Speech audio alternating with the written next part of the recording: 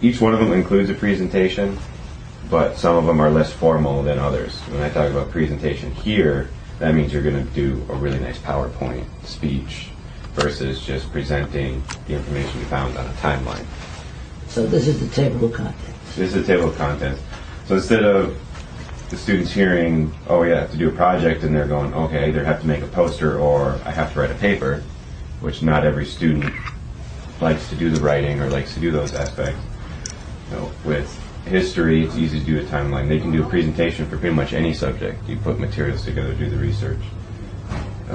Whatever they want to do, videos and documentaries.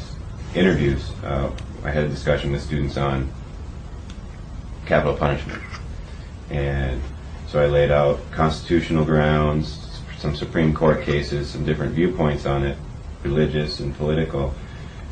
And I said one way to examine this issue now would be to do some interviews. You could interview a lawyer, you could interview a police officer, get some different perspectives. We can set up appointments and questions so they could practice preparation skills. And I tried to incorporate as much technology as possible. If they're like technology, creating a website's a great one. You can write a biography of a person, autobiography. I have several students doing this for their U.S. history, a few different things.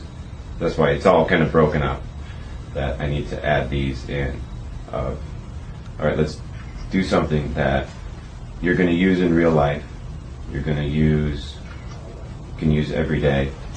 So students that want to go to college, I lay out, a lot of them don't understand what it takes in creating a budget, and it's part of economics. So I say, well, you've said you want to go to college, what about trying to create a budget and researching colleges? And they do a lot of different components, and these are just some ideas. Government project is they need to go through the process of becoming a citizen, practice interviews, application, and other topics that they'll work on. And then we get to an autobiography, trying to help them with their writing skills. I presented to them, you're doing U.S. history, this is the story of the country, of our country. Well, now, using the same concepts, we start at the beginning. We talk an autobiography of me. But now you're going to do an autobiography of you. You're going to write about yourself. And think about, in U.S. history, we talk about major events. Well, now we need to talk about major events in your life. And you don't have to do research, you get to write about yourself. It's a major event. Yeah. They get to take some pride in themselves by doing an autobiography, and it shows key historical concepts, chronological thinking, and ability to explain a topic and critique. So this events. is done for an individual.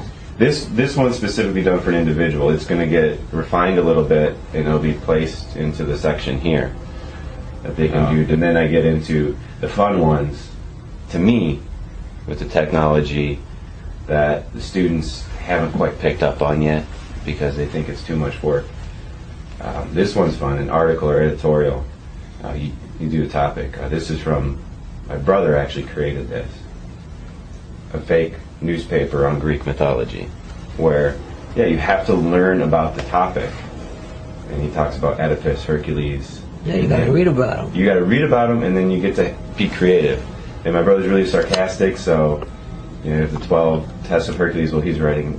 There's 12 lies of Hercules, and you have to know about all of them. But then you get to let your personality show.